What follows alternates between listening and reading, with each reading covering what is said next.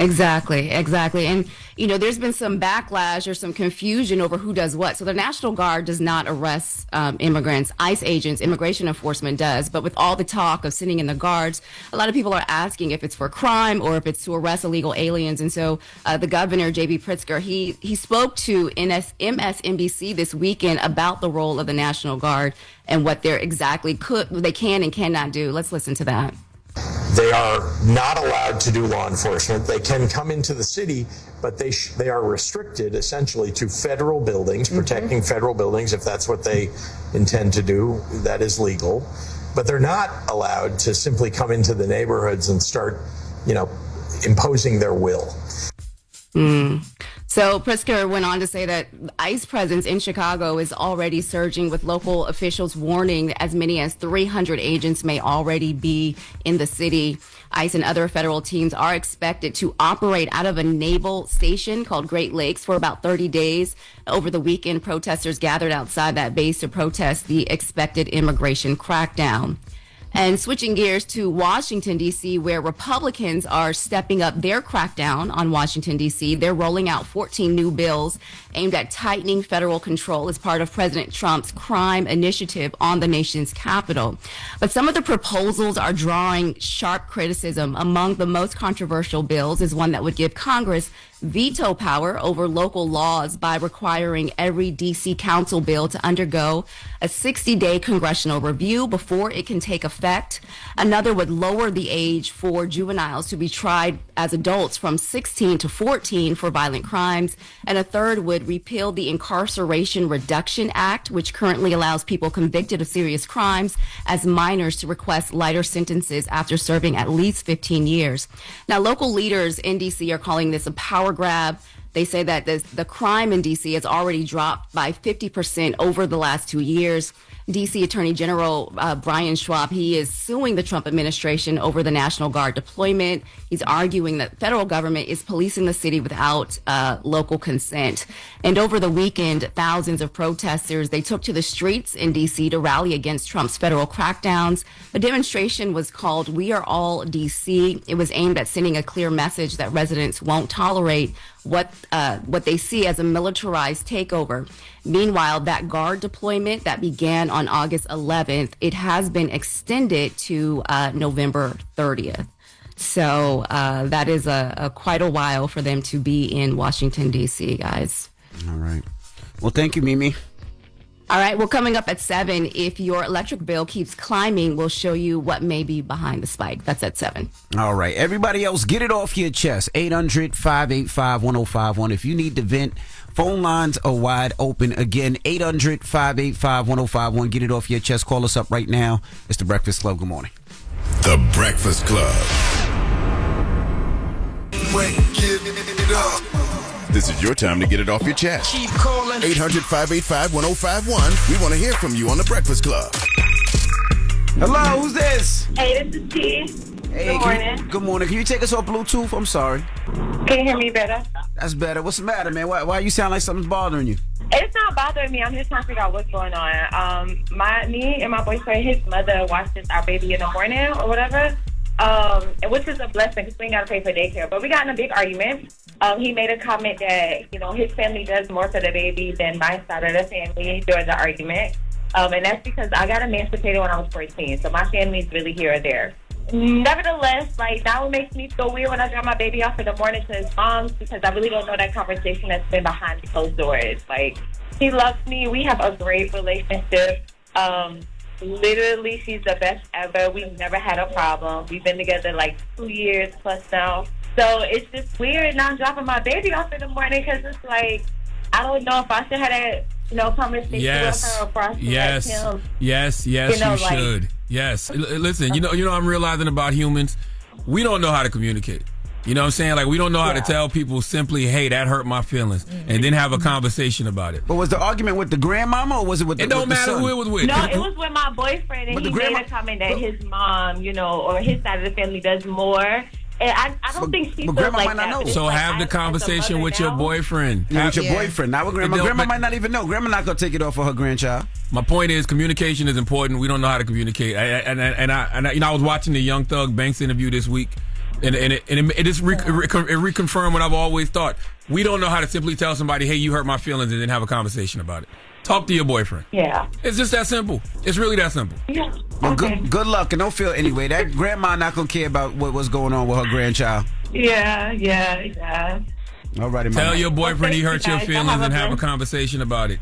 I will, because, I got to work on my communication, too, but it's just like, you never know with a mom and son. Now that I have a son, you never know that relationship. And, again, I don't think it was more her. I think stuff was just said out of anger both ways, But right. it does make me feel, weird, dropping my baby off. Like, hey, did you say that you did more? So I was like, maybe he should set the tone, and then I go in and have that woman-to-woman conversation. That's it. Maybe I just need to take the lead. That sounds good. And Have a good the one. reason I push therapy so much to people, because all therapy teaches you how to do is open up, be vulnerable, and know how to communicate. Use your goddamn words. They tell us this when we kids all the time, but don't nobody know how to use their words when they're adults. Hello, who's this? Ryan out of Charlotte, North Carolina. Now, Ryan, it says you're calling here for a specific reason and a specific reason only. Yeah. Go ahead. Well, two reasons. All right, what's the first one? One, I want to shot with Loren LoRosa. He said he wants to shoot his shot with Loren LoRosa. Go. Hey, Loren, how you doing? I'm doing good. How are you? You have no taste. We'll continue. I'm doing well. You Go ahead, bro. you express a little bit too much. Therapy needs to make you pull back. And Okay? All right. I communicate. Go My ahead, phone, sir. my Good phone morning. getting into the throat. I'm sorry. Go, Ryan. How y'all? Yeah, Loren, how you doing? I'm doing good. You got it? Yo, I got a shot.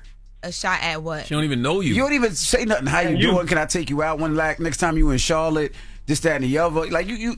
Come on, man. No, I'm not Nope. even. I'm not even outside in the gym no more. I'm doing good over here. I can't even She got entertain two- a shot. She Damn, got two shut you men down. now, man. We call her two And you nigga didn't low. even go about it the right way anyway. You like, hey, Lauren, hi, good morning. I got a shot. Yeah, you sound kind Well, of sorry. trash. Well, let me shoot my shot at DJ Envy. Yep, go ahead. My little brother here, DJ Quez. I was wondering if he could be mentored by you. That was a terrible segue. by the that way. horrible segue. I just thought you was bisexual. Yeah, I thought he was by for a second too. If he No, started sir. to hang up, you hang up on I just want to anybody be else. funny, man. If he started to hang up and he was like, you know what, I need this Yeah, I Monday need morning. this morning. You That's know, what I need to feel Shoot good your shot today. at me. There you go. Get it off. And you still your hung chest. up on the man even though he asked for mentorship for his little brother? Yes.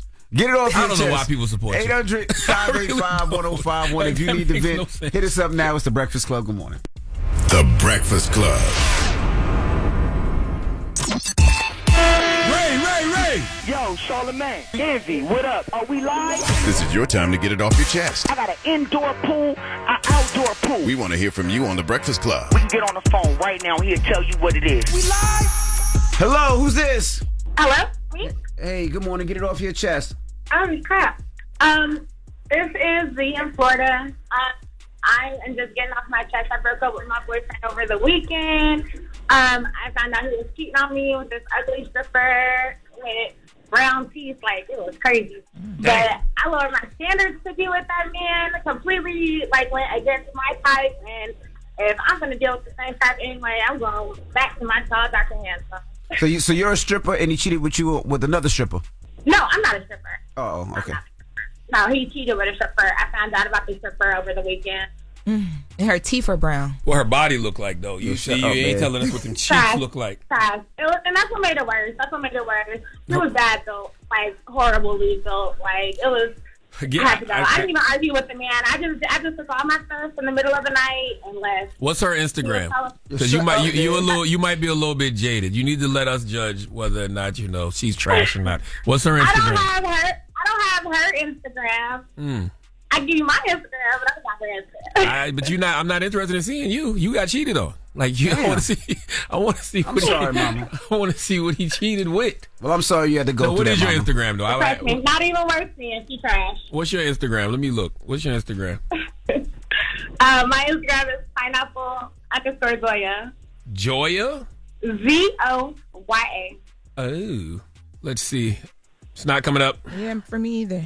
Nope, it's not coming up. I'm sorry you got cheated on, though. I really am. It's okay. It was a short relationship. Smirking. I am Are sorry you really got sorry? Why cheated on. He's Yes. up here smirking. Pineapple Voya. Don't believe him. I'm sorry, I am Pineapple. sorry you got cheated on. How old is your boyfriend? He was 46. Oh my He's God. too old to be cheating. How old are you? Tell me about it. How old are you? 32. Oh, Lord have mercy. Well, I'm sorry, Mama. It's okay. Water under the bridge. All It's right. not, we don't even fight over them no more. Not even a big deal. It ain't worth it. How old was the scribble? Yo, shut up. She don't know. I don't know, but she looks about 50 in the face. How She look 50 in the face. Jesus. Hey, man. I'm sorry, Pineapple Goya. You keep saying my name wrong. What is the last letter of the alphabet? All right. I don't know what she said just Me now. neither. Well, have a good I week. just Have know a good week, though. 43 years old is too old to be cheating. Hello, who's this? Yo, what up? It's Lo. What up, Andy? Lo, what's up? Get it off your chest, Lo. Yeah, I ain't got nothing to get off my chest. Today my birthday. I'm feeling good. Hey. What up? She not here this morning. Oh, you shit. Oh, what up, Charlamagne? Yo, listen, man. Charlamagne. Hear me out. Today my birthday. Happy born day, King. Listen, I ain't asking for nothing. I ain't asking for no money. All I'm asking for is to come up there and throw out them slippers that you always be wearing, B. Just let me throw them joints out and you start fresh, B. What's good? Why for your birthday you want something that concerns his slippers? Because I'm tired of them slippers. Every time he posts them joints, I want to throw them joints out. Like, I don't understand, B. You in New York now. Throw some joints on your feet, B. Like, You think I care about being in goddamn New York? My slippers look better than this city. All right? They don't look better than the city. Okay. City's bad, but they don't look better than the city. All right. Thank you, Lo. Happy birthday, Yo. brother. Good luck, brother. And I'm never getting rid of these slippers. I made history in these slippers. You want to keep them? These slippers got me in the radio hall. How y'all doing this morning? I don't know if the slippers got you in, but It definitely that's did. what you mean. Hello, who's this? Being here comfortable every morning got me in the Radio Hall of Fame. Yes, it's these slippers. So what I gotta do? How y'all doing? This Cam. I'm down here in VA. Please let him talk. Go My ahead, bad, VA. Go brother. ahead. Yeah, I'm down here. I'm from Detroit, so what up, though? What up, though? I got a question as a father and a grandfather about this Epstein case. Yes, sir. Now that Trump has said that Epstein took them girls from his spa, he admitted that. As a father, we know at 15 and 16, we have to get our child work permits. So we know our kid at work. What did they tell their mom and dad when they came looking for their daughters? Because they didn't tell them Epstein took them. Well, I So think what did they tell the family? when I was watching the documentary, it seems like a lot of them didn't tell their parents. A lot of them, they knew who to focus on, kids that didn't have money, parents that were working and not around their kids too much. And these kids would come right after school. So it'd be like 2-3 hours right after school where parents necessarily didn't know where their children were. That boils down to what I was thinking. Because even if the employees seen them little girls working, they seen them clock out, leave off the property, off camera, how we know Trump and Epstein didn't have goons waiting on them in vans and snatch them girls up? Because Trump admitted he knew Epstein took her. Why didn't he say that 20 years ago? That's my only question. What did they tell the family? What do you say? What you asking? Why the Yeah, I don't celebrities, why the understand his parents question. didn't tell? What are you asking? No, what I'm saying is when families came asking at their job, have y'all seen my daughter? They saying, no, she left work. But Trump just admitted Epstein took them. So when the families came looking for their daughters, why didn't they say Epstein took them? What are you basing this off? I don't know. Is this off the documentary? Because I haven't watched the documentary on Netflix. What is it based on? Did Trump just say No, something? this what Trump said himself. Epstein was a creep because he took girls from him, from his spot. Oh, no. Yeah. I don't know if it was the spy. He said that they used to work, that he took employees from him. I know what you're talking about. Okay, my thing is, if you know Epstein took them, when Epstein was on trial, why didn't you say Epstein took them girls?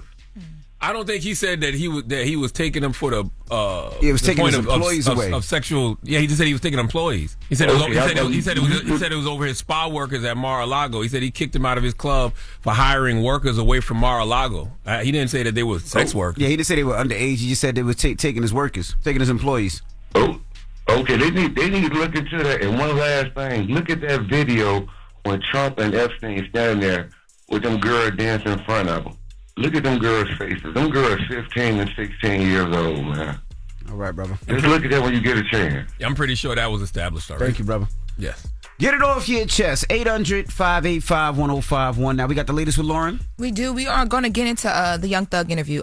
It was a lot. It was a lot. It was almost 3 hours long. I watched but the whole thing, every single minute. I thought it was incredible. I thought it was incredible. Brilliant job by Banks. I was about Banks to did say, an amazing Young job. Thug couldn't have sat down with anybody else. Nobody. It was the perfect interview. I don't think he needs to say anything else to anyone else, but we're going to break it down. Nobody else could have conducted that interview like Banks for a number of reasons. Did it made you guys, you guys are a little bit more mature than a lot of other people, but I feel like it humanized him in a way too, because the conversation has been so stupid around all of this stuff. It made me really look at this from like a bigger picture of like the help people should be getting. with different things. Like some of it still is a little stupid to me, but I just love the way they conducted the fact that he was open, and I love how Banks controlled stuff it. Is stupid. But we gonna get into it because I think one of my takeaways was even though that stuff is stupid, sometimes when you're raised in certain things, no matter how far you get, it's hard to get away from it. And now he's opening up, and you see the help he needs, right? Like y'all walked away feeling like he needs some help and some. We're gonna talk about all of it. It was a great interview, so we're gonna break it down and take some time with the interview and y'all reaction to the interview as well. All right, we'll get you the latest with Loren next. It's The Breakfast Club. Good morning. The Breakfast Club. Morning, everybody. It's DJ NV, Jess Hilarious, Charlamagne the Guy. We are The Breakfast Club. Let's get to the latest with Loren. Loren becoming a straight fact. She gets them from somebody that knows somebody. She gets the details. I'm the homegirl that knows a little bit about everything. She be having the latest on this. The latest with Loren LoRosa. Sometimes she have facts, sometimes she have details, sometimes she have a little bit of everything. Well, it's the latest. On The Breakfast Club. Talk to me. So Young Thug sat down for an exclusive interview with Big Bank on his show Perspectives. Yep, that you can listen to on the Black Effect iHeartRadio podcast network. Yes, he's one of my Black Effect cousins. So the interview was, 3 hours long. Banks did a great job. Yes, it was a great job. So they opened the interview. It was very real from the beginning. They started having a conversation in the beginning about whether Young Thug learned his lesson because we've been seeing so much back and forth with Thug online and then all these jail calls leaking. Let's take a listen to that. Cause I'm gonna keep it real with you, Slime. Coming out of jail, like it's like you ain't learn your lesson. Hearing these calls, talking on the phone, like what the hell wrong with this shit? Like I know you was in there praying, right? Absolutely. Do you not understand your prayers got answered? Yeah, you understand that, but you also listening to people tell you like, well, you the wizard. You ain't going to prison. And then you gotta understand, man, I was in jail 3 years, bro. Like I was praying 3 whole years. At some point, I started thinking like the prayers ain't working. Like I'm going through every day. I'm looking at my best friend, them do what they do. I'm looking at this. I'm looking at certain and it's making me feel how I'm feeling. Like I ain't never been pillow talk. I ain't never been to talk about nobody else in my life on the phone with nobody else. I never been that type. I've been these last few days. I've been sitting around like, what the was I thinking? Like what I was doing? I appreciate you saying that. I think I was just so up, and I just felt like it was just over. Like I'm just sitting in jail 24 hours on 23 and 1. I'm in a cell 23 hours. At this point, I'm just like, man, I don't give a life. It ain't what I'm thinking it is. Like I'm just talking. Now, at this point, I'm just talking. But the crazy part is, all these conversations that I had on the phone, I also had with the same I was talking about on the phones. So that's why it don't seem weird between us, me and them. Cause I done held these same conversations with Wayne. I done held these same conversations with Savage. We talk like men, we brothers. We talk. You gotta understand like my standpoint. I'm locked up. I'm on the phone talking to my girl every day. This is the only person I'm talking to on the phone. This is the only person that I can talk to. The first 20 minutes of this conversation was Banks setting the table for who Jeffrey is, his upbringing. That was dope. Yes. So before they even got to that. Yes. Right. And a part of that in that opening was, from what I took from it was, because it was weird. It was like the interview was for us to get this information, but I feel like Big Bank did a really good job, almost like playing therapist. So it was like him putting Thug in a mindset of like, think about who you were before so many different things came into your life, and let's go back to that because right now your thinking is corrupted. Listen, first of all, drop on the clues bombs for Banks. All right, phenomenal job. There's nobody else who could have conducted that interview. Because regional identity in media matters. Yes. Like Atlanta needed to talk to Atlanta. I agree with that. Like Banks having knowledge of different nuances, different politics in Atlanta made this one of the best, most compelling interviews I've seen with a rapper in a long time. But the respect was there as well. Though. The respect was there too. Yeah. So when the questions were asked, it wasn't based off of trying to get a headline. It was based off of respect, and I love that. Well, you can tell he said it. Thug respects Banks because Banks was really in the streets of ATL, and Banks understands the inner workings of the street politics in Atlanta, and he knows exactly how the streets feel in Atlanta about the situation. But more importantly, like you just said, Loren, Banks as a man has done the healing work on himself, so he was able to conduct this conversation with a level of empathy and accountability that a lot of other folks couldn't. And Thug needs to be on his healing journey because that man is hurt. I agree. Now they do get into the Gunna conversation, which I also thought was handled very well because Big Bank, he played devil's advocate a lot and challenged Thug on some things a lot. Let's take a listen to Young Thug loves Gunna. And brotherhood, I honor that. I love you, bro. So you still love him? Bro, I poured so much into this. I can't even hate him, bro. In jail, I thought I hated him when he took the pleas when they did that. I thought I hated these. My girl made me realize, like, but you don't hate him. You just mad at him. You don't hate him, bro. Well, I don't wish no ill will on him. No ill feelings at all. Stop the man album though. That hit the way, bro.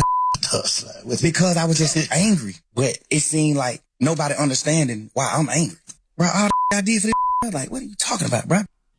I understand where Thug is coming from. The hardest thing for men to say, people in general, is, yo, you hurt my feelings. Thug's feelings were hurt. He felt betrayal. He's sitting in jail, and that man was hurt and projecting that pain onto a lot of people. Yeah, absolutely. And I think people understand. He said nobody understood why he was hurt. No, we all understood why you were hurt. Somebody that you considered a friend. You didn't think understand so? why? No, I understood it. No, but I think I understood exactly why he was hurt. I feel like Thug is responding to a lot of the public perception and reaction. I agree. The reaction was not, we get why Thug is hurt. The reaction was, aha, Thug, you turned the fingers on Gunna, and now they're on you. Oh, you mean now? Yeah, now. But that's what he's talking about. He's like, he's literally said in this interview a couple times, I'm here because I feel like as a man I need to speak to certain things because people are questioning my moves. Your and morals. His morals. And he feels like Gunna has not spoken to anything. Now let's take a listen because Big Bang did get into a conversation he had with Gunna when Gunna first came home, and it was the first time that Thug had heard this information. Let's take a listen to that. Reason why Slime ain't with Gunna, because he already done put the word out and stamped it to and he gotta stand with these. Not saying it's right or wrong. It's like, how the hell I'm finna make these they friendship or whatever, they camaraderie with the and then I come home.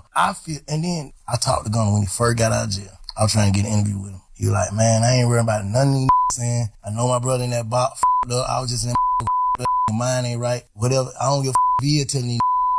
If it ain't when he get out of jail, they're my brother. You know what I'm saying? I love that. I know he love me. He knowing I wouldn't have did that. I triple asked them folk, is this gonna affect my brother? That's what he told me.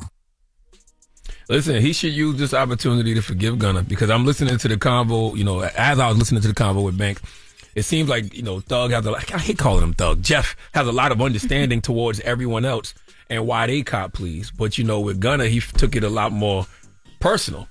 Also, because I think of how Gunna might have handled it when he came home. He specifically said Gunna wasn't looking out for his mom. And he just felt like Gunna wasn't, there for him the way he should have been. Yes, but also, too, he talked a lot about the fact that the other pleas only happened because, according to Thug, because when Gunna switched the conversation about what YSL was, everybody basically had to get out of Dodge.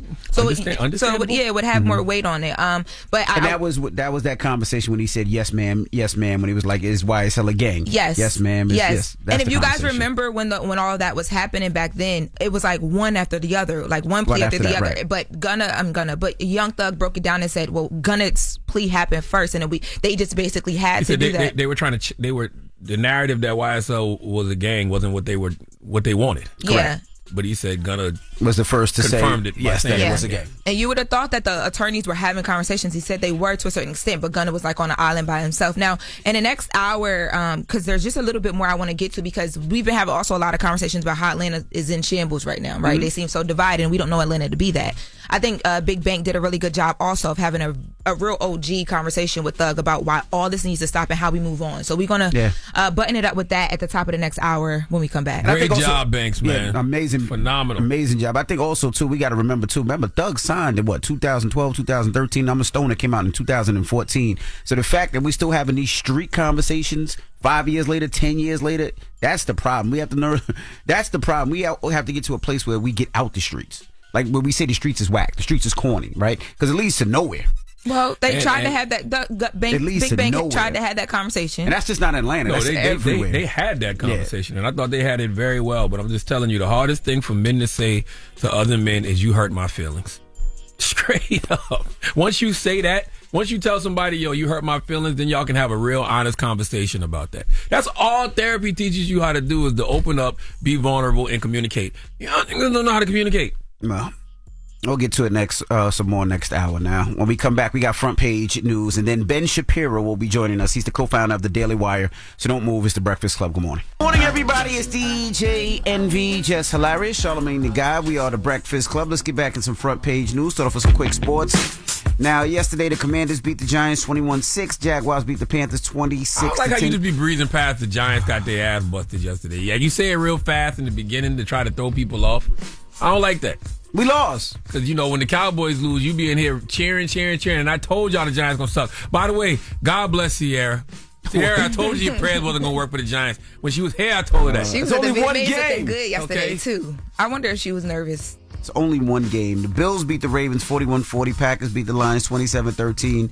Rams beat the Texans 14-9. Broncos beat the Titans 20-12. Raiders beat the Patriots 20-13. Buccaneers beat the Falcons 23-20. Cardinals beat the Saints. The Steelers beat the Jets 34-32. 49ers beat the Seahawks. And tonight in Monday Night Football, the Vikings take on the Bears at 8:15. What's up, Mimi? What's up? Good morning. Good morning, Lauren. Good morning, Mimi. Good morning. All right, so the race for New York City mayor, it may be erupting into political chaos with President Donald Trump trying to reshape the field, and Democrats are deeply divided, and progressive nominee Zoran Mondani fighting to hold the party together ahead of the general election in November. Now, this all started back in June when Mondani, a 33-year-old Democratic socialist and state assemblyman, pulled off a stunning upset, defeating former Governor Andrew Cuomo by 12 points in the Democratic primary. But instead of uniting behind him, many top Democrats are refusing to endorse him, including Senate Majority Leader Chuck Schumer and House Minority Leader Hakeem Jeffries, both from New York. Now, tensions are escalating after reports surfaced that President Trump's aides have quietly been pressuring candidates to drop out, including current mayor, Eric Adams, who's running for re-election. Now, according to multiple reports, Trump's team, they're floating the idea of offering Adams an ambassadorship or another high-profile role if he exits the race. Now, that move would clear the path for Cuomo, who is running as an independent. At a press conference late last week, Mayor Adams, he denied that he is dropping out of the race. Let's hear what he had to say. Andrew Cuomo is a snake and a liar. I am in this race, and I'm the only one that can beat Mondani. Andrew has had a career of pushing black candidates out of races. That must stop with me. I am running, and I'm going to beat Mondani, and I'm going to continue the success that this city has witnessed. Well, despite that clear message, sources have revealed that Mayor Adams is scheduled to be in Washington this week for a White House sit-down. Now, again, this all comes amid swirling speculation that President Trump, his team, is considering offering him a predominant role, something like ambassador to Saudi Arabia or a position in housing and urban development. Meanwhile, Mondani... Go ahead. I was going to say, Mimi, I don't think Adams or Cuomo... what's his name? Curtis Stilwell, that's his name? Stilwell. I don't think any of them can beat Mondani if the race is currently the way that it is, because all three of them are going to split the vote. Yeah, that's exactly. It's too divided. Now, if it's Adams and Mondani head up, or Cuomo and Mondani head up, more so Cuomo, I think Cuomo would win. But if with all three of them in the race, no. They're not going to beat Mondani. Yeah, so I think that's why they're trying to pull out Adams, right, so that they can center the votes on Cuomo. Mm-hmm. And then this weekend, Bernie Sanders and AOC, they had a rally. They're trying to get folks behind Mondani. It was in Brooklyn, and they said that Democrats are sending the wrong message by staying silent. And we're also talking about Governor Kathy Hochul. She has met with Mondani multiple times, but she hasn't endorsed him either. So the progressives are calling on those top Democrats to get behind him. They're saying it only strengthens Trump's influence and positions, like you just said, Cuomo as a comeback kid. So we'll see what happens. And so if your electricity bill has gone up lately, you are not imagining it. Power prices, they are climbing faster than almost anything else that you're paying for, and it's shaping up to be a major political fight ahead of the election season. Now, according to the latest Consumer Price Index, electricity prices have jumped 5.5% in the past year, double the rate of inflation, and experts say the rising bills are about to become a hot button issue for voters. Now, back in October of 2024, President Trump, he promised, at the time he was a candidate, but he promised to slash the electricity bills by 50%. So that was almost a year ago. Let's remind ourselves of what he had to say back then. We will also cut energy and electricity prices in half, 50% within 12 months, including for all people and families, not just companies. So ready? Your energy bill will be cut from January 20th, will be cut by 50% in 12 months, okay? 50%. So that was back in October of 2024, but so far prices are moving in the opposite direction, and experts say Trump's own policies could be making things worse. His administration has cut subsidies for wind and solar energy, fast-tracked construction of power-hungry AI data centers, and pushed exports of U.S. natural gas overseas, and that means less supplies here at home, driving prices higher. The Democrats, they are seizing on the issue, blaming Trump for what they call an energy crisis. And energy experts say the full impact, though, of the policies, they haven't hit yet. Electricity tends to rise with lag. So as fossil fuels are exported and less renewable energy gets built, consumers could see even steeper bills in the coming months. But for now, both parties are pointing fingers, and many of the households, many consumers are left to fit that bill with no relief in sight. So we'll keep watching that. And finally, you all, we have a Powerball winner. Actually, we have two Powerball winners, one in Texas and one in Missouri. So they will split that grand prize, I think $410 million each. Oh, wow. Nice. Congrats to them. Yeah.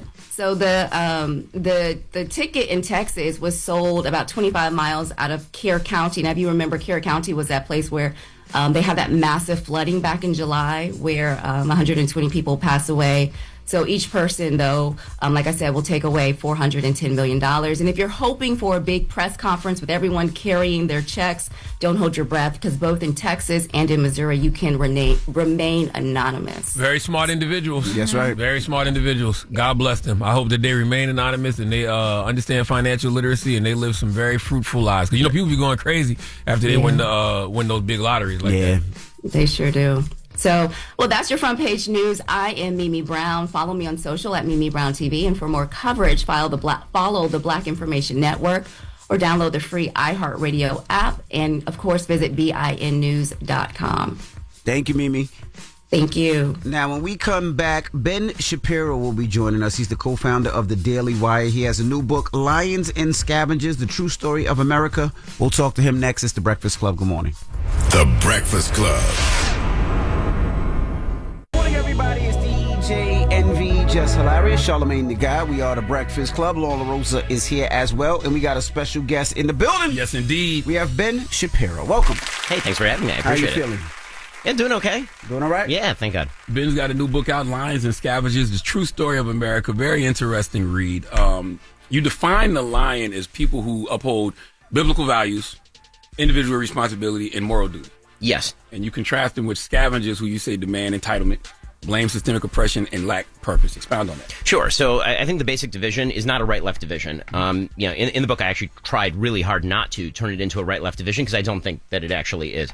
And I think it's also an internal battle inside our own heart that we get up in the morning and you have to decide when you face down the problems of the day, whether you're going to be somebody who takes responsibility, does your duty, gets out of bed, and actually decides to do something meaningful in the world, or they can be somebody who looks at the problems in your life, blames some sort of shadowy system, and then complains about that. Now, none of that is to claim that there aren't systems that exist that are bad and that need to be fixed. But you need evidence and you need actual correctives to those systems in order to actually practically fix those systems. So the contrast that I'm making here is between people who decide that they want to build, create social fabric, be innovative, be risk takers, and people who simply want to tear down. And you see, for example, in some of these college protests, people who are marching together who have nothing in common except that they just don't like the system, and they don't even have a replacement for the system. It's just that the system itself must be to blame for all of their problems. That's sort of the basic contrast. I'm sorry, I know we just jumped out the window, but for people that don't know who Ben Shapiro is, let's start from the beginning. Explain to people who Ben Shapiro is and where you start, where you came from, and et cetera, so they know who. Sure. So, my basic job is that I'm co-founder of The Daily Wire, which is the second largest conservative media organization in the country after Fox News, probably. I have a podcast called The Ben Shapiro Show that's about 10 years old now and maybe the biggest conservative podcast in the country. And my sort of early beginnings where I grew up in Burbank, California. Thank God I had the highest form of privilege, which was fantastic parents. And I grew up in a very small, 1,100 square foot house with 3 sisters, 1 bedroom for us, 1 for my parents, 1 bathroom for 6 people. And I've been, again, privileged to live in the greatest country in the world. And so went to UCLA, went to Harvard Law School, I've been doing commentary on politics since I was about 17 years old. I'm now 41. So what it's got a you long into time. politics so early at 17? What did you see that said, no, I want to do this? Or what didn't you like that made you want to? Yeah, I mean, I was always fascinated just by history, and because I was a big reader, I skipped a couple of grades. I went to college when I was 16, and so because I loved reading, because I loved history and politics, I just got very, very into it. And you know, we live in interesting times now. I thought they were interesting back when I was 17. It is way more interesting and insane now. I feel like an alternative timeline. He somehow spun off into Elon's fever dream. But it's definitely we're in a weird place now. Was your goal always to be a commentator, or did you want to jump into, say, I wanted to do something at the White House, or? No, it was always to be a commentator. I mean, again, from the time I was 17, I had a syndicated column when I was 17 years old. So at the time, I was the youngest syndicated columnist in the country. I'd say most of the dumb crap that I said was between the ages of like 17 and 25, like most people. And I do have a running list on, because so much of my kind of political career has been public. From the time I was a teenager, I actually have a running list on our website of all the dumb crap that I've said over the course of my career, trying to either explain or apologize for stupid things that I've said. I think we should ever keep a list of that? Just blame it on AI. Why would you ever do that?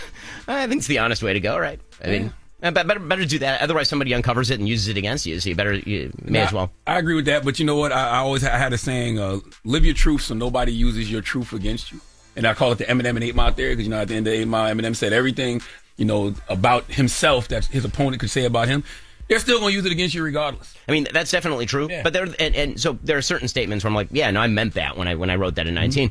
And then there are statements where I really think it was kind of dumb. And so I would like people to know that I think that it was dumb, that I've changed my mind on things.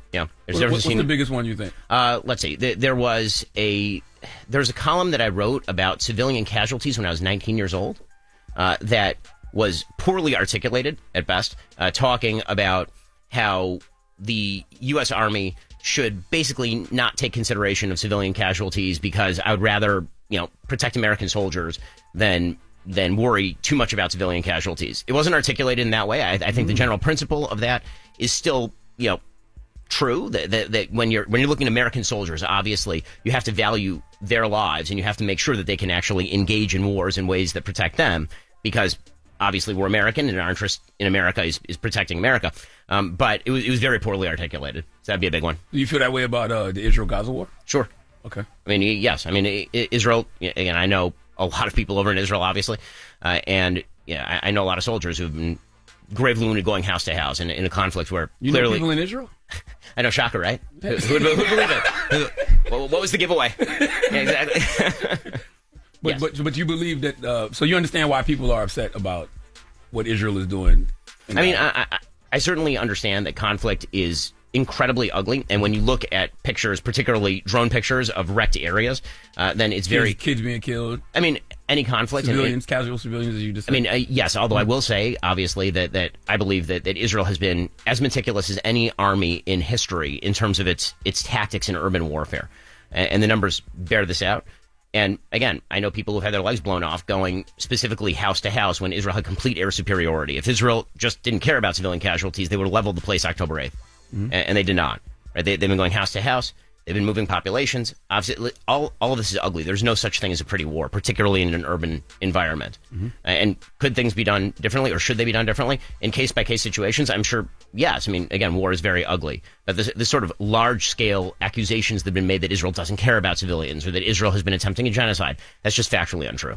You don't think what's happening in Gaza is a genocide? Correct. Okay, but the world's leading association of genocide scholars has declared that Israel is committing genocide in Gaza based off the pure definition of...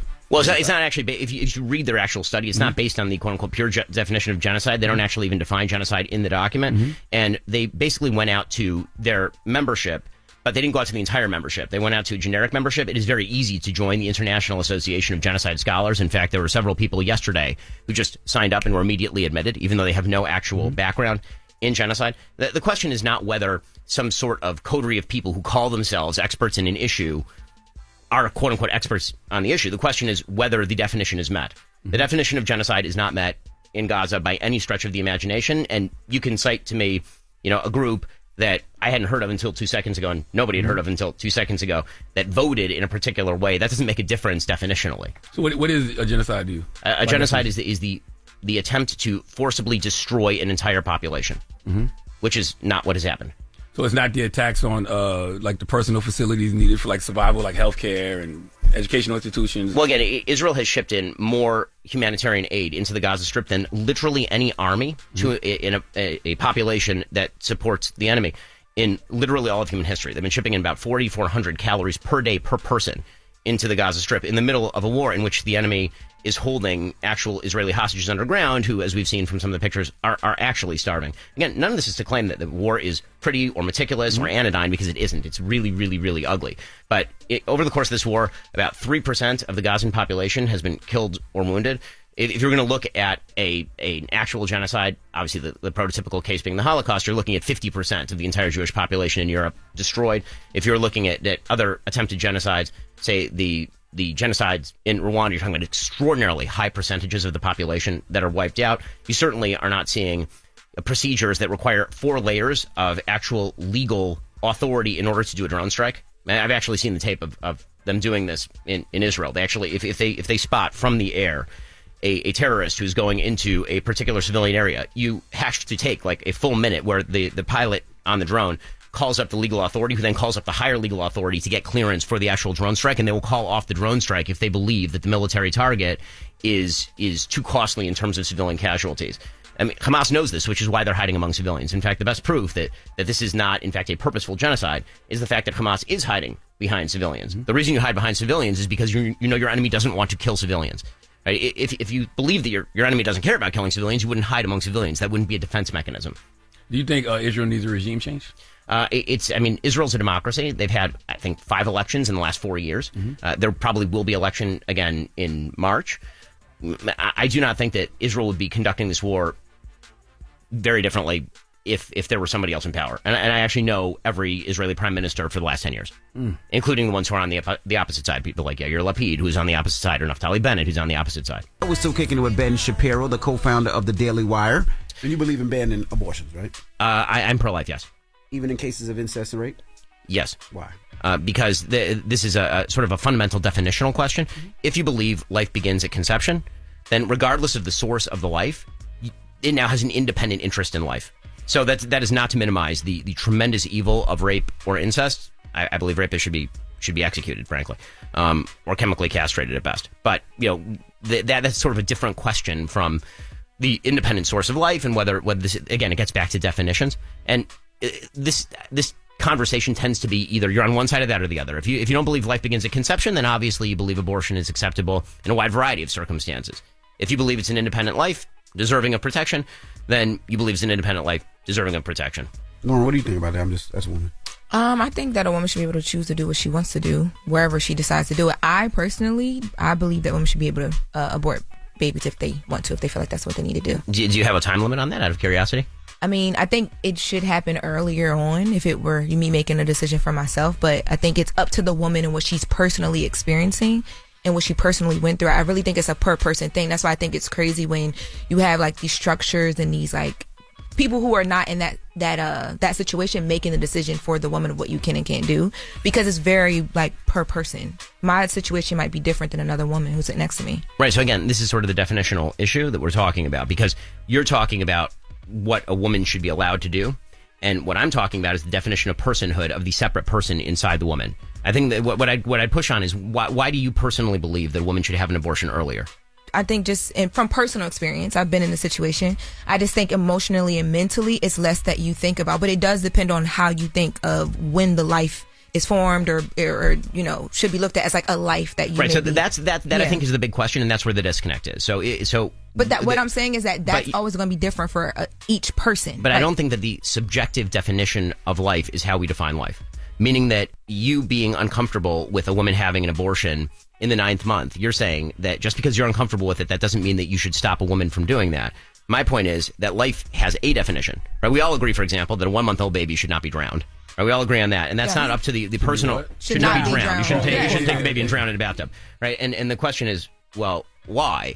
Because we now understand that the 1-month-old baby, everyone agrees with this, right? That except for Peter Singer at Princeton, that a 1-month-old baby has an independent interest in life, right? That is a life that is separate from the woman and requires protection. Okay, so if it is a life, then we now have an objective definition. Doesn't matter what the state of mind of the woman is. Doesn't matter if she thought, you know what, I have a really tough life. My life will be better off if this baby is drowned, if I don't have to deal with this baby, and so I'm going to drown the baby. The baby has an independent actual interest in living. And so the question becomes, is that true before birth? And I think for the vast majority of Americans are actually somewhere where you are practically, meaning that the vast majority of Americans do see in sort of a soft way a distinction between, the early stages of life, month 2 and 9 month, right? Like the approval in America of abortion at the very late stages is very, very low because most Americans. It stops around like 4 or 5 months for most people, right? Well, like, most places. Most abortions are performed in the first trimester. Yeah. Yes. But the point that I'm making is that the logic that you're using allows for abortion like literally right before the baby is born. And so then the question becomes, why is that okay? And it's not a woman's choice at that point whether that is a life or not, because you don't get to artificially or subjectively define the meaning of things. That. We're playing with semantics, though. But yeah, that's what it's not semantic. Either it's a life or it's not a life, right? If your daughter was raped, no, it's almost like you're saying she's raped, but I'm going to make her have this child. No, I mean, because you're saying you don't believe in abortion, even if rape and incest, right? What I'm saying there is that I don't believe in abortion in cases of rape and incest. The practical effect is horrible. Okay, I'm not going to pretend that it is not emotionally horrifying, that particular situation. The question is whether it has an independent interest in life or not, and whether there's a third party involved. If you don't believe there's a third party deserving of protection, I totally get it. I get it. But we should understand that that's the actual conversation. The actual conversation is about whether you believe that this is an interested third party being. Do you get to kill that interested third party being, this human life with potential, or do you not? If you, and so the actual argument that I don't like is the idea that you can, that everybody, it's up to every single person to define when life begins and when life does not begin. That actually is not true, right? There's either a standard or there's not a standard. Now you can say that life begins when the baby is independent of the mom. Okay? I think it's a very dicey biological argument, and I think most Americans agree with that life only begins when the baby exits. I think it begins with a heartbeat. Yeah. Okay, so I think that's where most Americans are, and that's extremely early, right? And so if the life begins with the heartbeat, then you're now talking about, depending on your definition of a heartbeat, somewhere between 6 and 10 weeks, right? Very, very, very early. And so if that now has an independent interest, you're talking about abortion restrictions very early on. And so that's why, a lot of red states have signed heartbeat laws, for example. Right? And so, again, I think that the clarity is good, right? Because now we can have a conversation. Where do you think life begins? And that's a better conversation than the sort of assumption by, I think, people who are not pro-life, that pro-life is just about controlling the woman's body. No, it isn't. Okay, it really is not. Like for pro-lifers, it has literally nothing to do with the woman's body. It has to do with the independent interest of the life inside the woman and how you define that. But once you define it, depending on your definition, it does control what a woman can and can't do with her body. Well, there are downstream effects to definitions, of course, right? I mean, if I define life as it begins at a heartbeat, then that is going to have public policy ramifications that affect, and just as in anything else, if I define theft in a particular way, that's going to have downstream effects on people who commit that definition of the crime. And if I broaden the definition, it's going to include more people. Right? That's true for literally any legal term. It's true for any word that we use in life. As you expand the definition, it affects more people in different ways. But that doesn't change the necessity to have the conversation about what the definition is. And I think it's an easy way out to basically say, well, I have a definition of life, but and it gets into very dicey territory because historically people have defined away entire populations as not human. And so we can't do that, right? Like you really don't want people looking at other people and saying, well, I don't think that this person, I mean, to take the obvious and most controversial example, for a huge percentage of American history, there was a wide variety of people in America who believed black people were not fully human and therefore you couldn't enslave them. Right. Compromise. Correct. And so like so was that a subjective question? That was not a subjective question. Black people are fully human and just as human as white people, equal, the same, right? Like and so if somebody were to say, listen, I personally am anti-slavery, right? I think that slavery is personally wrong, but it's really up to every person to define for themselves whether a black person is fully a human or not fully a human. Be like, I don't think you can compare those two things. Why? Just because I think, if I'm making, so if you're a slave master, right, and you say, I believe slavery is right because black people aren't human, like, that's a decision that you're making that is based on things like, what the slaves can do for you on your property. Like the benefit of what slavery will do for that slave master is so different than if a woman has to have a baby because she was raped and how that will affect her life. Like that, I think you have a decision that you can make a lot easier. It's almost like you force a woman twice, right? Because yeah, she like says do I no, become a slave master or not versus do I have a baby or not? She has this baby and now she's forced to have Let's this try a child. Jewish analogy. Go. Sure. So I mean, sure. So if there was an entire population in Europe that was considered subhuman by the Nazis and they were exterminated, if you said, I am personally against the extermination of the Jews, but I understand why Germans could think that Jews are subhuman, and so it really is up to every individual to determine whether a Jew is human or not fully human and can be put in the back of a van and gassed. We'd be like, what in the world? You're saying there should be no pro-choice in regards to that? Yeah, so the definitions are not a matter of choice. Definitions are a matter of actual objective fact. Otherwise, we can't even have a conversation. Because if words have meanings, then we all have to agree on at least that, right? That much we have to agree on is the meaning of the words. And when it comes to, sort of the slave master analogy, the point that I'm making here is not about the personal experience of the slave master. In fact, I'm saying it's completely irrelevant. What I'm saying is that the reason that slavery was wrong is because black people are fully independent human beings who require the protection of the law in the same way as everyone else. And if you're a pro-lifer, you believe that's also true of the unborn. We're still kicking it with Ben Shapiro. Charlamagne? I'm a pro-choice person. But I do wonder, how come pro-life people aren't anti-war? Well, I mean, I think everybody is anti-war. I think the question is the definition of when war is appropriate. I don't who's running around going like, war is awesome. Yes, more war. Okay, Let's do it. So 50,000 kids have been killed in Gaza because of this current war. Depends on the definitions and the list that you're getting. Right. Well, I mean, also depends on how you're defining kid, because the way that Hamas defines kid is very different than how they define kid when it comes to recruiting for Hamas, right? They're 15-year-olds with AKs on the battlefield, unfortunately. Out of the womb. It is not 50,000 out of the womb. Okay. I mean, if you're talking about like very, very small children, it is much, much lower than that. But my point is, there are children that are being killed. Yes, who have died as collateral damage in the war, yes. So shouldn't pro-lifers be totally against that? Well, I mean, I'm against the death of any innocent human being. The question is, when you're doing foreign policy, how you prevent more deaths in the future. And the point that I think Israel is making is this war was basing it off legislation, and it's actually not a matter of morals and values. Or no, of course, it's a matter of morals and values. But you can't be. Let's put it this way: it's incredibly reductive to simply say that if you are a moral person, then you oppose all war, because what that does, it allows immoral people to then use that against you to destroy your civilization. If your community is attacked and bad people who don't have the same values as you decide to kill you, kill your children, rape your wife, and kill her, are you supposed to say, well, I'm anti-war, and so I'm going to sit here and do nothing? So isn't that the same if somebody rapes a woman and impregnates them? Shouldn't, in that case, that person be allowed to make a choice? Well, no, the point is that the prevention, this is why you should minimize civilian casualties. To get back to the beginning of the conversation, this is why it's independently moral to try as much as possible to minimize civilian casualties. And when it comes to abortion, the idea is you can minimize that casualty by just preventing it. Before you go, I do want to talk to you about one thing you said in your book. You said the founding fathers in America's constitutional order, you said that they're the lions, right? Yes, founding fathers, sure. Who built systems of freedom and opportunity.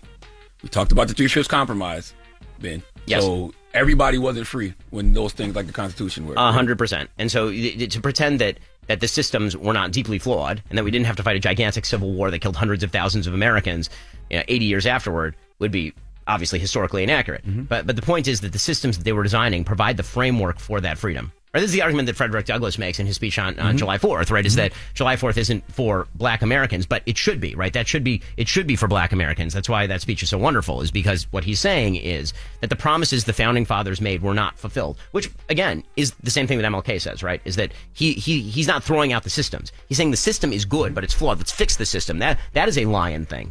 Right, so you can say the founding fathers were lions, and also the people who were fighting what the founding fathers did with the Three-Fifths Compromise were also lions. I mean, to be fair to some of the founding fathers, the reason for the Three-Fifths Compromise is that some of the founding fathers were very much pro-slavery, and many of the founding fathers, like, for example, John Adams, were very much anti-slavery. And the reason for the Three-Fifths Compromise is because if there were no Three-Fifths Compromise in the Constitution, then actually the southern slaveholding states would have been overrepresented.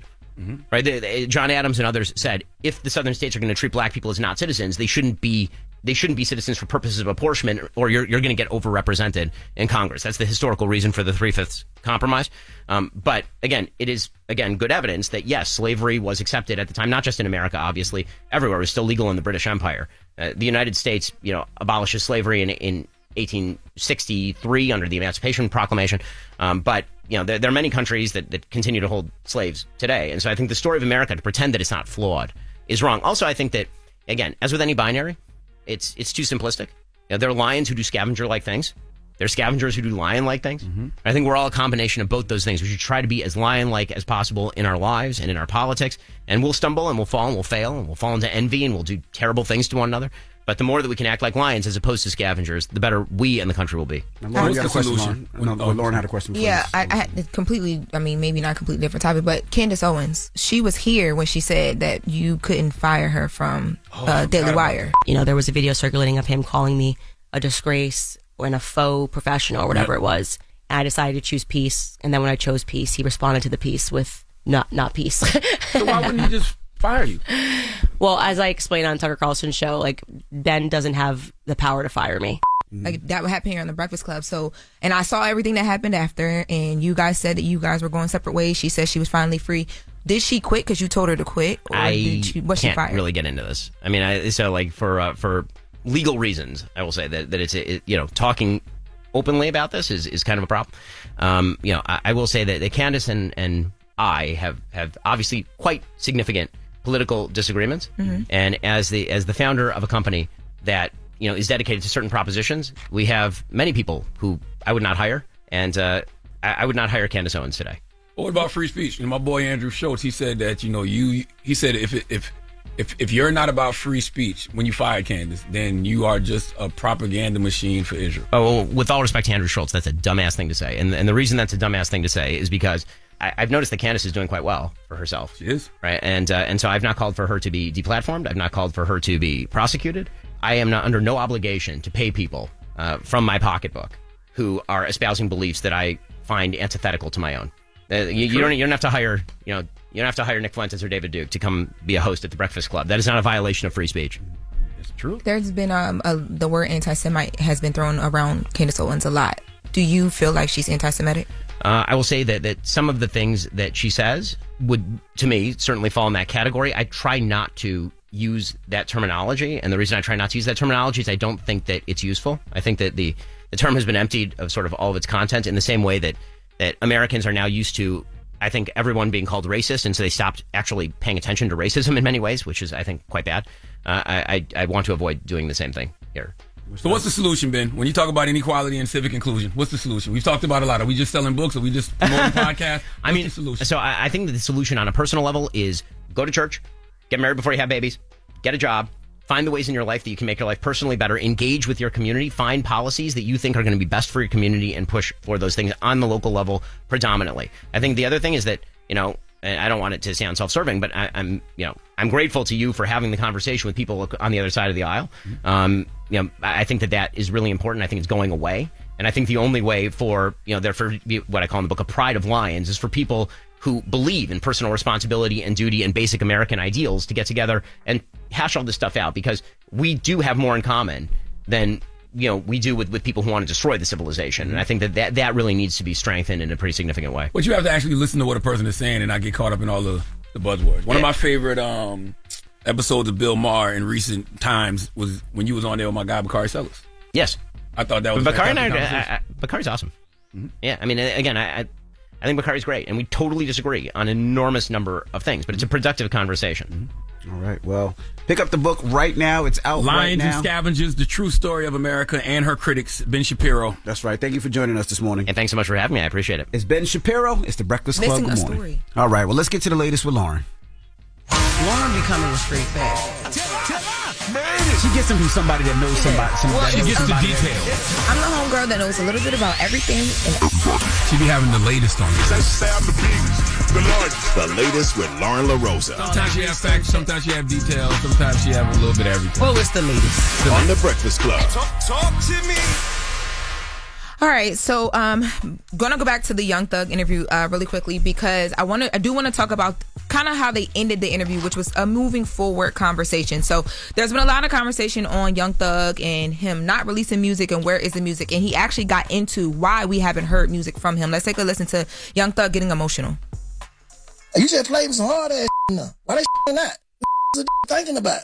Cause I just don't got my twin, bro. I don't got my friends, bro. I'm just up, right? I'm up, bro.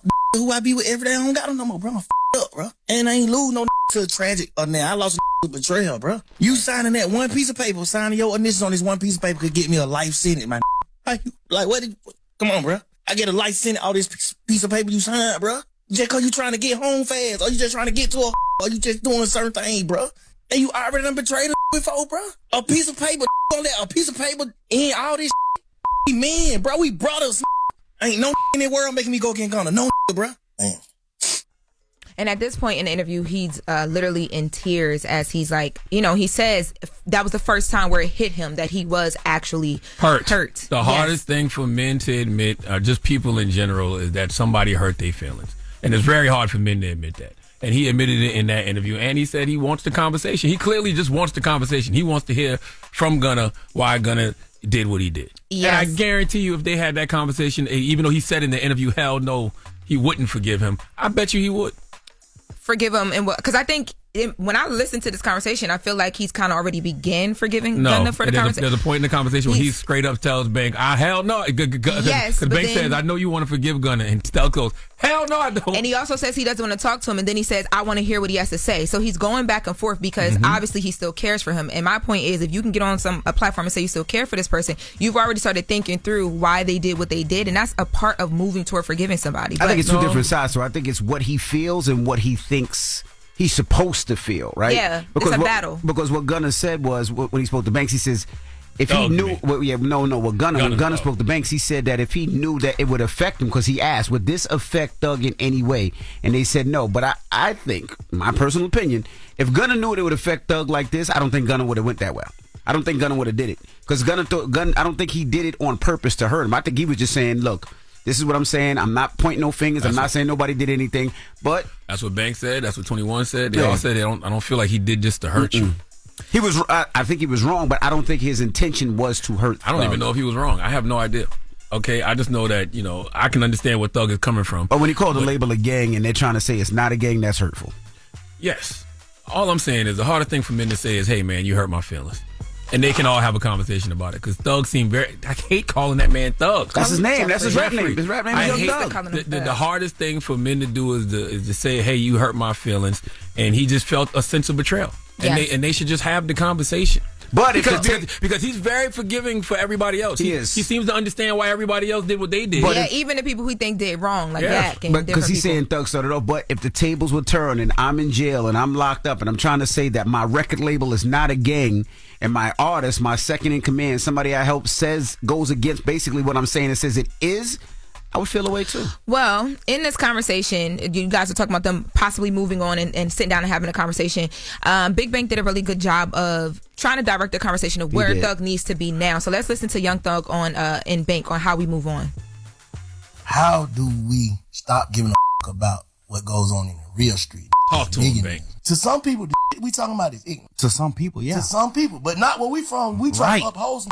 Ain't even about upholding. It's about manhood, bro. We men. Yeah, those lines. If Elon Musk, a young girl, is you gonna look at it like, man, that goddamn, that made billions of dollars, but he didn't mind a whole nother place. No, right is right, wrong is wrong. I don't give a what you made. But y'all leading the game like you one of the biggest in the game, bro. You gotta kind of set a precedent for the young. That's what we know, bro. This all you talking about come from trauma. You just said you was just a kid, didn't know nothing till your brother got killed. That you up in front of your face, like damn. Then murder came to your mind. I don't care to talk about that because we just move forward. I'm happy. I'm running around living my life. Well, I think I'm happy. You got everything you want, but you ain't happy, bro. Like you passionate about this you talking about, bro. I'm out the game, no scrape, no scars, but I'm still Bank, but I'm something else. That Elon Musk analogy that he used didn't make any sense, even though I understood it, because the reality is there is no honor amongst the streets. There is no morals in the streets. With the Elon Musk thing, what Elon Musk does is legitimate as far as his business. So if he goes and messes with a little girl, that's actually immoral. But what he does for full time isn't illegal.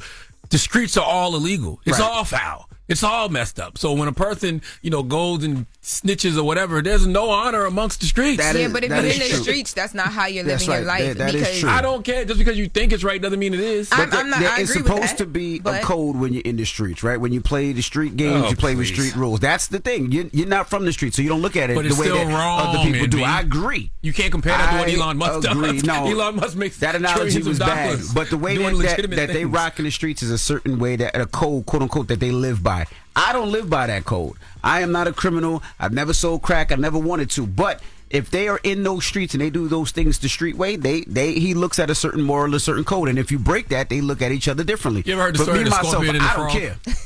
You heard the scorpion and the frog story, right? Yeah. Where the scorpion asked the frog for a ride across the lake or the river or whatever the hell it was. And the frog said, okay, cool. The scorpion got on his back. And then they were halfway across the water. The scorpion stung him. Yes. And the frog said, why'd you do that? And he said, I'm a scorpion. I'm a scorpion, yeah. What the hell you expect from the streets, people? See, but this is... You're right. This is cut it out. But you're looking for somebody that's not in the streets. What I want to say is... Street people look at street things differently. There's a moral, there's a code. There's certain rules that they abide by. And that's why, to Banks' which point... you won't understand, which I'll never understand. Banks said that we look at it and we listen to that interview and some of this stuff sounds ignorant. No, it sounds retarded.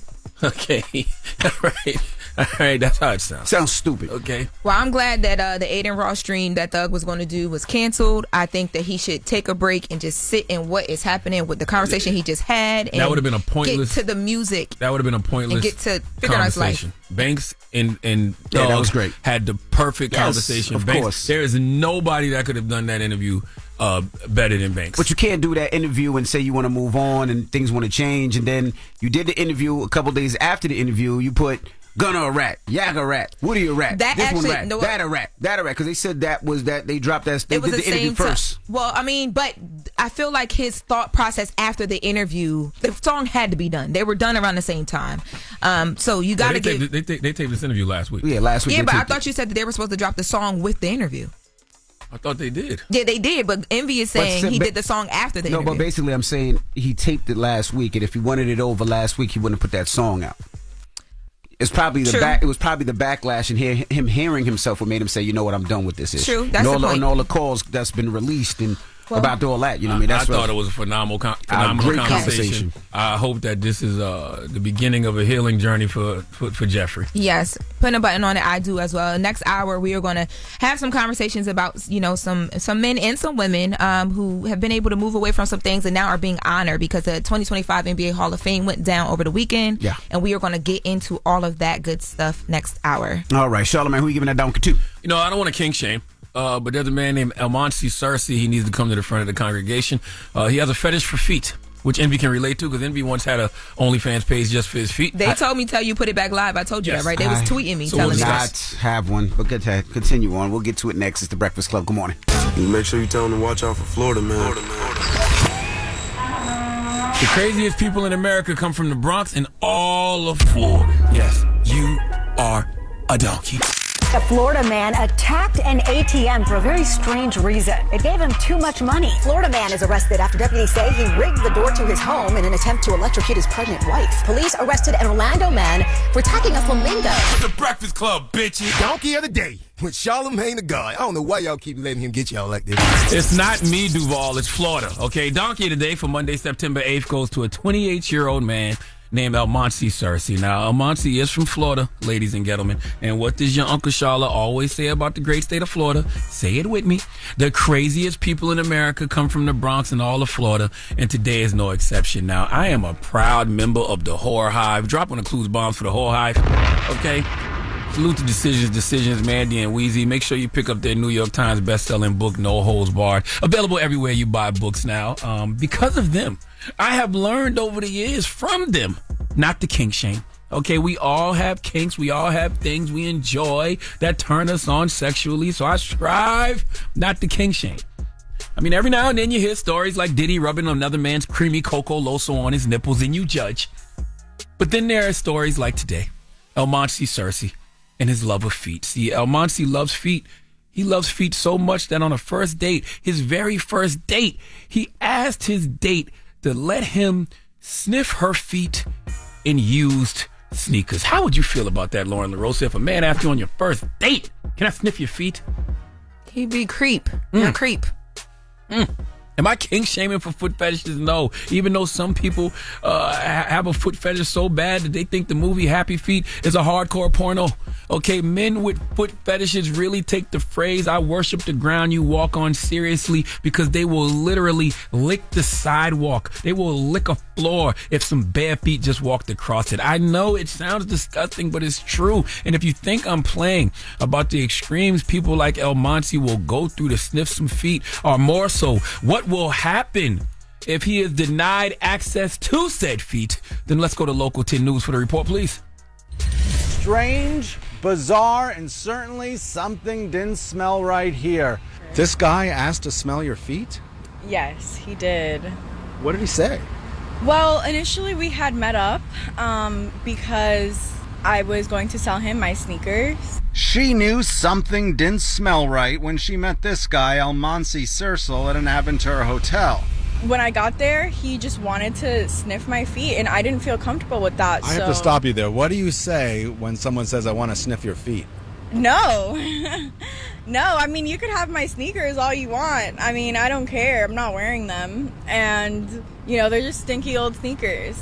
But people like weird things. She says the suspect runs out of the room. She thinks with her sneakers. I ran after him, and I met him down in the parking garage. She says he ran her over with his car. He ran you over. He ran me over, and by the grace of God, I'm still standing today. This is crazy. This man ran over a woman with his SUV on their first date after she refused to let him sniff her feet and use sneakers. As soon as he met the victim, he immediately asked to smell her feet and purchase her used sneakers. Now, the victim said when she got there, he just wanted to sniff feet, okay? And she didn't feel comfortable with that. You think? All right. Then she told him, I will sell you my used shoes for $1,000. Now, this wasn't in the news report, but mind you, she is a foot model. Okay, her and Envy have something in common. Envy, you were a foot model at one point. You had an OnlyFans with your feet. Yes, you did. I didn't run that or control it or put that up. Sure. Salute to Benz. So that high price, your assistant ran it. So that high price is her going rate. Okay, so she charges $1,000 for that. So he's not really wrong for wanting to sniff her feet or see her feet because she clearly leads feet first. But what I don't understand is if you can't afford to pay, or she doesn't want to give you a free sniff, why you got to get in your SUV and run her over? Am I missing something here? I really would like to know what is it about toes that would make a man act like this? And how do you feel about feet that don't work? For example, a woman in a wheelchair, paraplegic, toes don't work, but they look amazing. I don't know. Some donkey of the days just sell themselves. Please. What's wrong with that you? was messed up. I don't know why I thought that. Please give Almansi Cersei the biggest hee-haw. You never thought about that? I don't know why. I was thinking about that this morning when I was thinking about this story. I'm like, how do they feel about feet that don't work? Well, they probably they don't get... They gotta get Exactly, sweaty, right? Do they get sweaty? I don't know. Why would they get sweaty? What you mean, why? Like, what is it about the foot? Still get hot? The toes that make somebody Socks? act like this? Sneakers? It's hot outside. This is crazy. I don't know. Why am I thinking about this on a Monday? And why would he run her over just because he couldn't get a sniff of the feet? The male ego. That is true. But run her over? He was white, Clock right? it. No. Let's play a game then. All right. Let's play a game. I eliminated one of the categories. Okay. I don't want to play this game. I want to play. Leave me alone. I want to play. No. Can you please? Ooh. Shut up. Latino? No. Asian? No. Black. Okay, let's play a game of Guess What Race It Is? Gosh, won't y'all grow up? All right. Almansi Cersei, 28 years old, from Florida, ran over a woman because the woman wouldn't let Almansi sniff her feet. Guess what race he is? DJ Envy? I was thinking white. I was going white, but you said no. I said no to everything. For the most part. Oh, I think I know. Yes. I'm not saying black. No. What? Almansi, he's brown. He's not black, he's brown. You saying Indian? Yeah. We don't have a... What the hell was that? Yeah. What the hell? It was like... We don't have a sound effect for that one. Sort of, kind of ish. I told y'all I didn't want to play this game. Y'all just want to know what he is? Yes. Yes. Whatever this is, okay? He's black. All right. Why did you say no? I didn't say no. Y'all never said black. I said black. No, you did. Did you? No, she said brown. Yeah, you said no, brown. I said black before we started. The guess what? It's okay. Don't worry about it. I'm used to it. You don't even hear me. All right. All right. Well, what? Thank you for that dog kid today. Might listen. What? All right. Envy. I'm not messing Get up. your friend. Thank you for that donkey of the day. Now, let's open up the phone lines. 800-585-1051. I know y'all might be young thugged out, but I want to just open up the phone lines, have a conversation, right? When someone is in the streets, meaning y'all are doing criminal activities, together, Man. you know you're doing criminal activities, should there be a code of the streets when you're God. doing criminal activity? I don't want to talk to none of y'all. 800-585-1051. And tell me y'all in the street, I'm calling the police. If you're in the I'm sick of streets, y'all. should you follow street rules? Meaning, you get caught. Y'all are doing criminal activity, and y'all know y'all doing criminal activity. You get caught, your man dope. Should you be in the interrogation room? There's saying something? got to be something else. This is one of the biggest things over the Why weekend. can't we have the conversation about, how men don't know how to communicate when their feelings are hurt? How come we can't have the conversation about how when the hardest thing for a man to do is just say, "Hey, you hurt my feelings"? I think two things can be true because I feel don't care nothing about this street No, stuff. not that you care, but I'm just saying I feel like the battle that MB is referring to, where it's like, do I still live by this code? And what you're referring to is men feel like they can't open up and just release what they've been through. So let's meet in the middle Jeff here. said it in the interview with Banks numerous times. He said he didn't even realize he was hurt until he just started having this conversation. He said people have told him straight up, your feelings are just hurt. His feelings were hurt because he lived by a code and this man did not live by the same code. And that code sucks because there's no honor amongst thieves. There's no honor amongst criminals. It does, but it's easy for you. It's easy for me. It's easy for Loren to say, but if somebody's running an activity that might not be legal, there's certain codes that they live by. How is there a code to something when there's only 3 ways that people end up in those situations: jail, dead. or labeled a rat? And a lot of these people live by that code because that's the way that they are. But no, it's not the code. The industry stinks. Y'all need a union. I mean, the whole thing need a union. Selling drugs stink. You know what I mean? Doing a lot of the stuff that people do that people idolize stink. But let's discuss. If you're just joining us, this conversation comes out of Young Thug's interview with Big Banks and everything that's going on with the Young Thug. And the question is 800-585-1051. If you're in the streets, should you follow a street code? Let's listen to just some of the things that Thug was saying during that interview.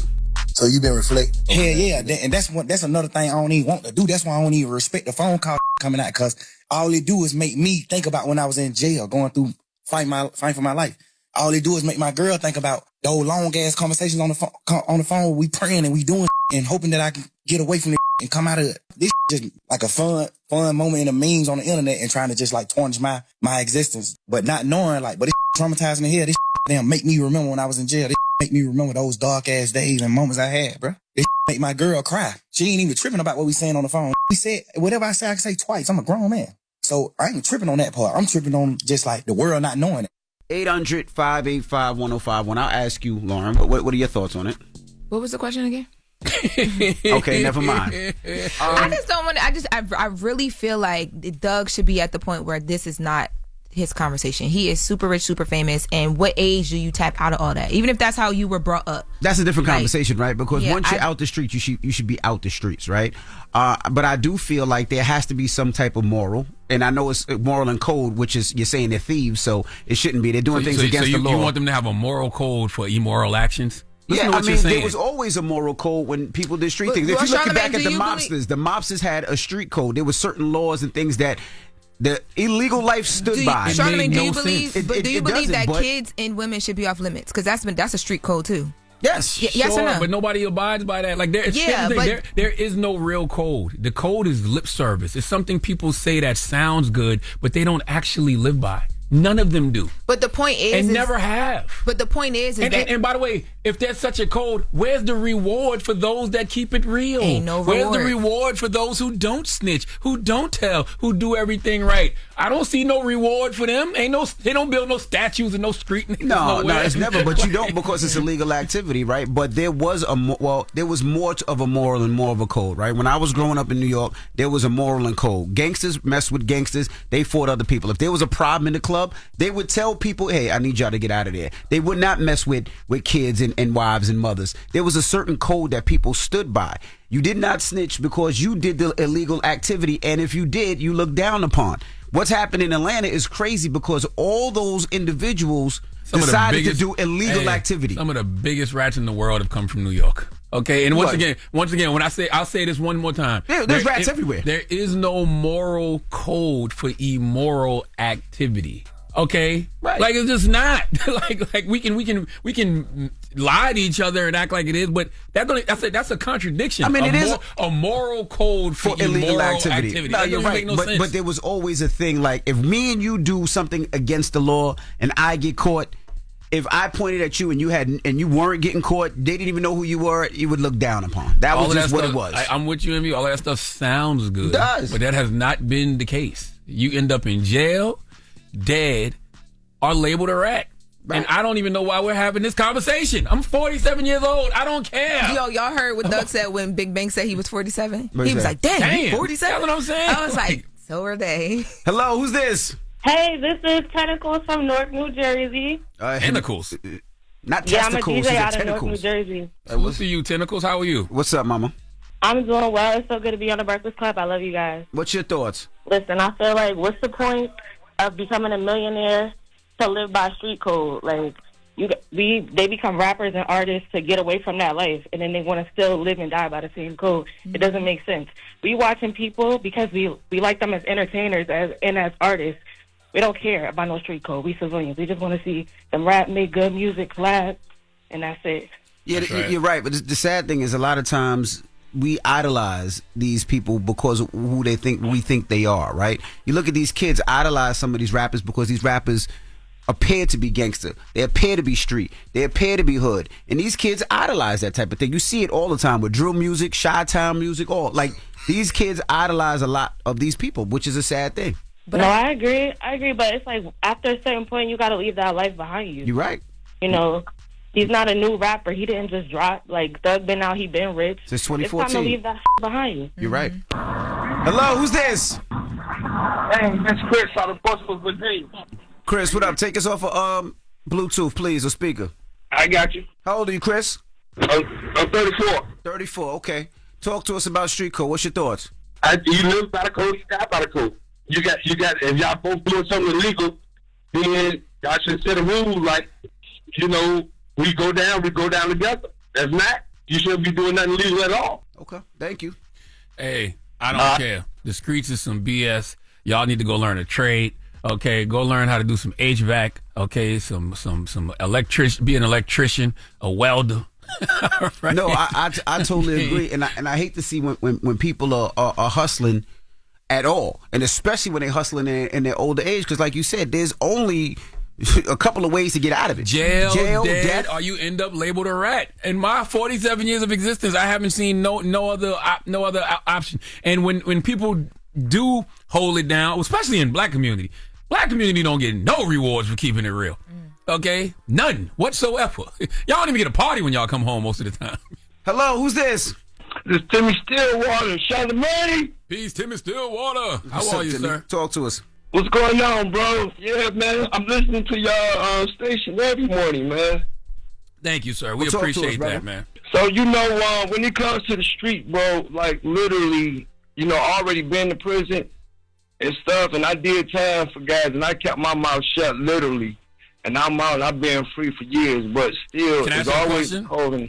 What was the reward for you keeping it real and keeping your mouth shut? Keeping it real, I'm still alive. Oh, okay. You didn't get no pension. There's no pension for keeping it real. Like nothing.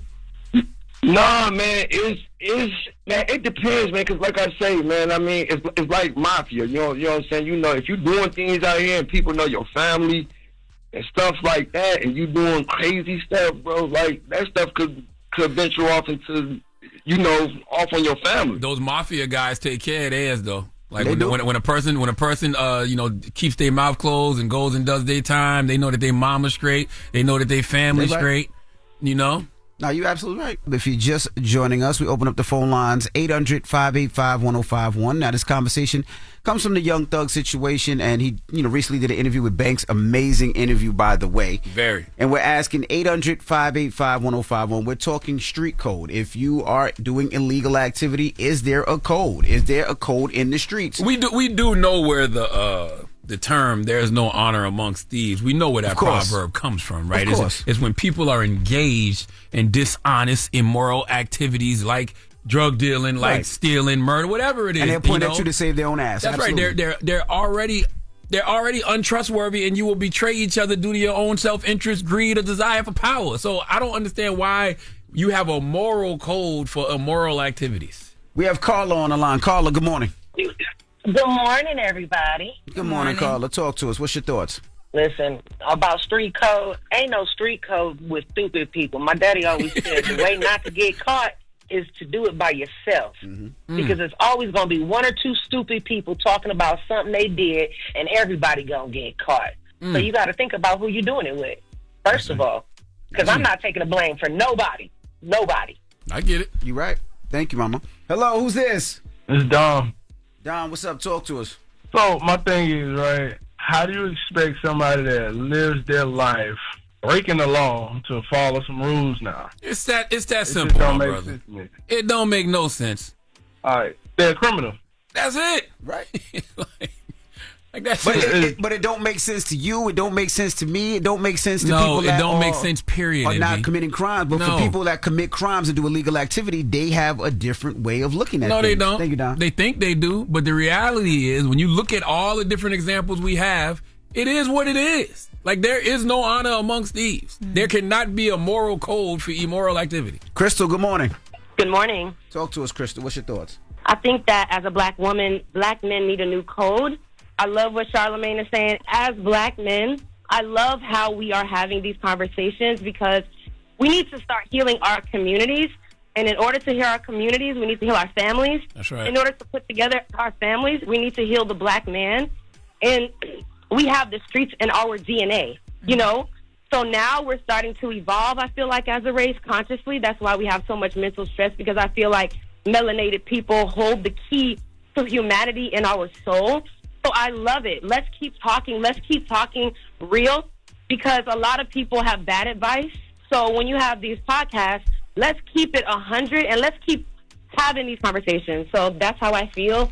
And just to say, I'm a screenwriter. I wrote my own TV series about the mental health of black people. Charlamagne, I've been wanting to talk to you so long about it. But yeah, so that's my answer. You should come up. You should come to Newark on October 11th for my 5th annual Mental Wealth Expo from 11 a.m. to 4 p.m. It's a free event. You know. I want everybody to get these services and these resources for free, and this information for free. So it's going to be October 11th from 11 a.m. to 4 p.m. at the New Jersey Institute of Technology, the Joel and Diane Bloom Wellness and Event Center in Newark, New Jersey.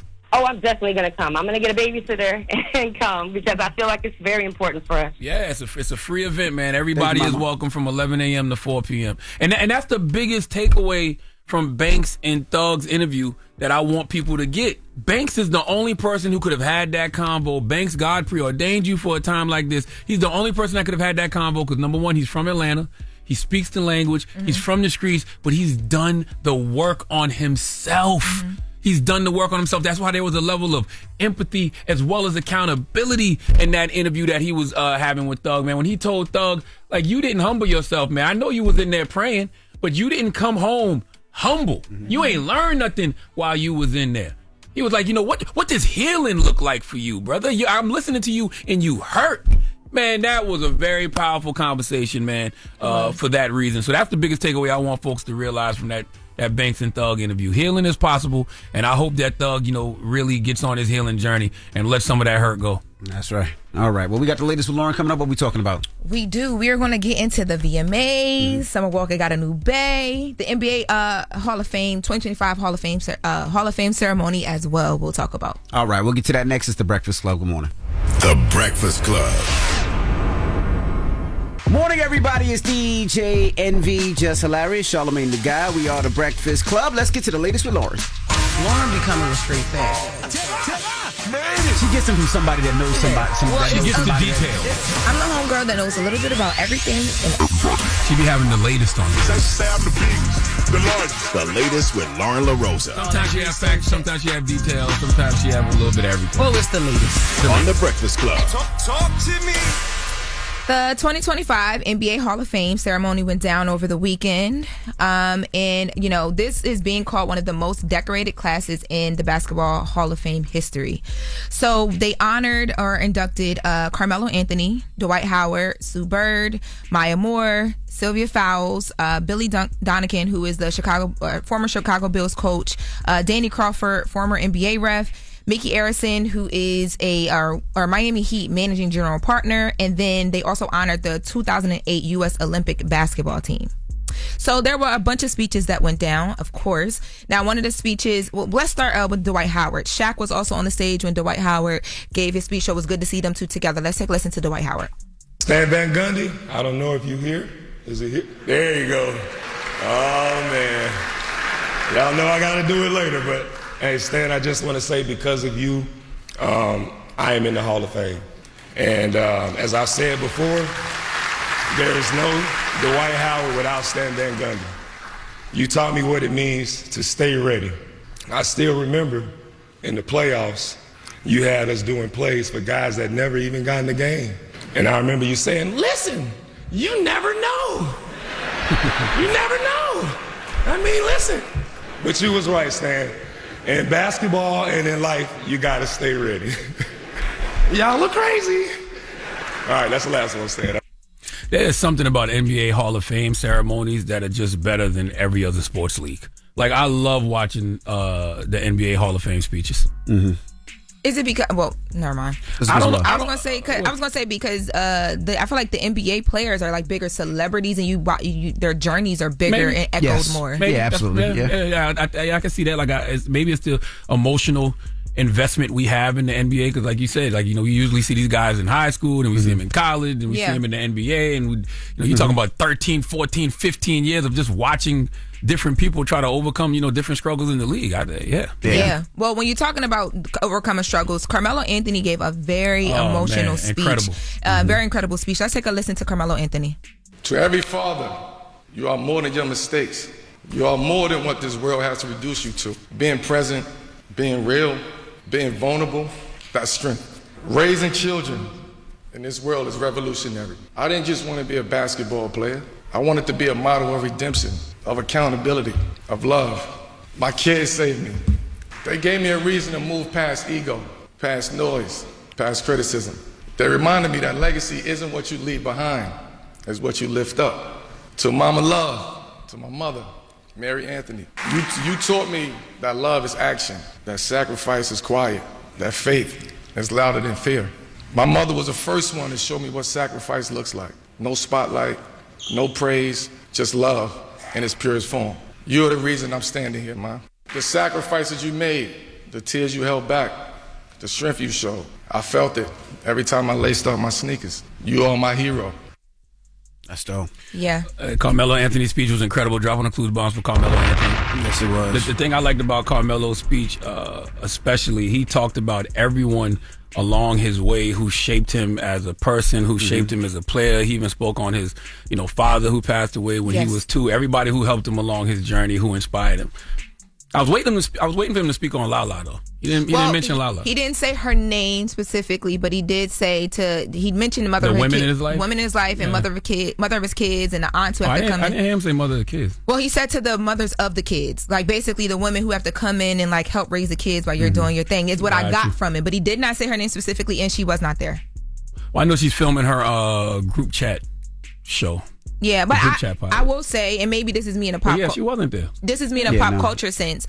I thought she would be there, even though I know that, you know, they've gone through their like divorce or whatever. But she always supported him. Well, she was a huge force, and I would say a huge force in his career. I tuned into him via her, and you know, she was always on the sidelines and bringing Cayenne to the games and all that. Yep. So I thought I would see her. That's why I had to watch the speech twice. Because I thought, I was like, well, damn, maybe I missed it. I just expected him to say Lala. I'll get the exact words for you, but he did mention it, but he kept it very vague. Yeah. And he spoke about, you know, the Knicks as well, which was surprising because the Knicks did him dirty. Yeah. But he did talk about the Knicks and him playing for the Knicks and how much they dirty. I think they did. How? His last couple of years, I thought they did Melo dirty and didn't put Melo where he should be, in my opinion. What do you mean? What? Yeah, they did have bad teams, but everything was on Melo. The reason they lost, they blamed it on Melo. Everything was blamed on Melo when he was in New York. You meaning that they didn't surround him with the right players? Correct. Oh, okay. Yeah, well, real quick, I wanted to get to the VMAs. So that was amazing as well. But also here in New York, yesterday the VMAs went down and there were some legends honored. Mariah Carey received the Michael Jackson Vanguard Award.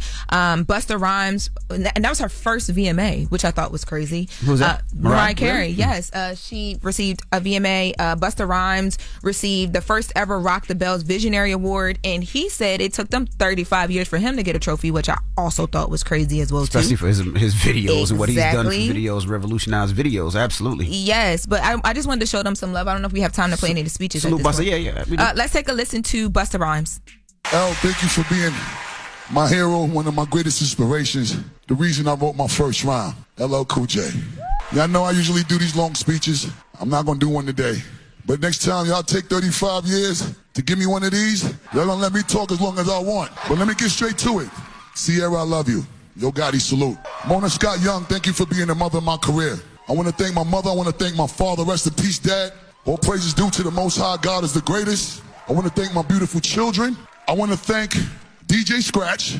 And I think we all need to acknowledge the incredible woman that loved us very much when we came to MTV. She loved the culture. She lifted us up. The late, great Ananda Lewis. I want to big up her mother, her father, her sister Lakshmi.